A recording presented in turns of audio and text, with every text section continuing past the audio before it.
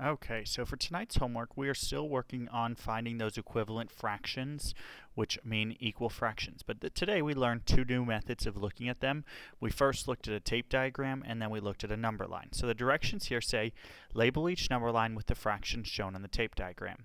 Circle the fraction that labels the point on the number line that also names the selected part of the tape diagram. So we look here and we look at the tape diagram, and it's one whole. And we see that it's broken into three pieces. So we know that the first part here is always 0. Then we know that here it's going to be 1. Now we have three pieces, so that means it's thirds. So this is 1/3, and then 2/3, and this also equals 3/3.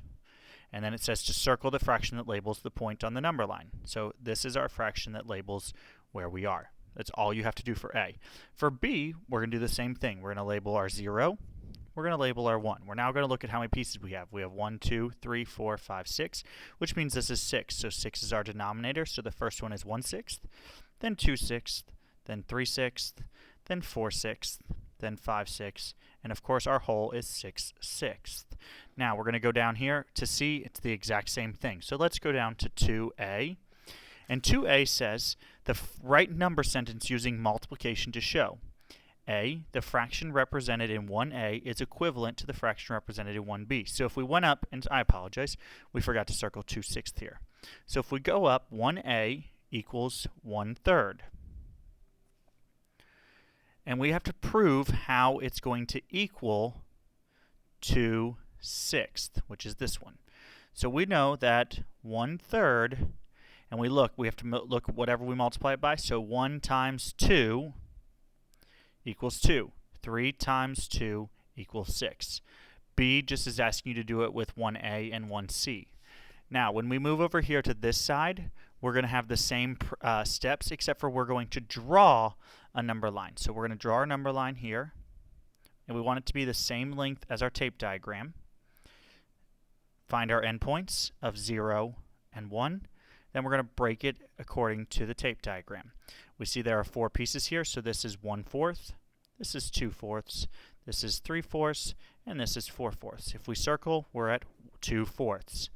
Same thing with B. Number line, label your endpoints, 0, 1. We now see that we are at 1, 2, 3, 4, 5, 6, 7, 8 pieces, so we're going to drop this up into those 8 pieces, which are eighths, and we're going to label them 1/8, 2/8, 3/8, 4/8, 5/8, 6/8, 7/8, and 8/8. And we're going to circle our 4/8. Now for 4, it says write a number sentence using division to show the fraction represented in 3A is equivalent to the fraction represented in 3B. So we do that. We're going to start with the fraction with larger units. So that is 4/8, and we're trying to show how this is equal to 2/4. So 4/8, we're using division now, so we're dividing both numbers, and we have to divide by the same number. So 4 divided by blank equals 2, which is 2. 8 divided by blank is 4, so that is 2 as well. Now for 5A, this is where it starts to get a little more complicated. If the students understand 1 through 4, we're good. This is just extra stuff to make them think. Partition a number line from 0 to 1 into 4. So we're going to start by drawing a number line from 0 to 1, and we're going to separate that into fourths. Okay? It says decompose 3/4 into 6 equal lengths. So we're going to take this whole part here, and we're going to break it into 6 equal parts. So there are 2 parts. So we would there are 3 sections, so we're going to break them each into 2 pieces. Okay, and now it says write a number sentence using multiplication to show what fraction represented in the number line is equivalent to 3/4.